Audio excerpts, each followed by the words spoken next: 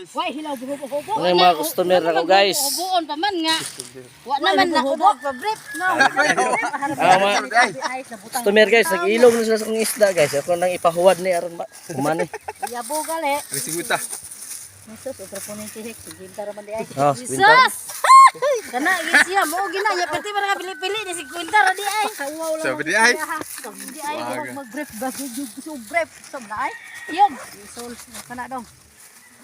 Isa ka kilo to nga 100. Luto.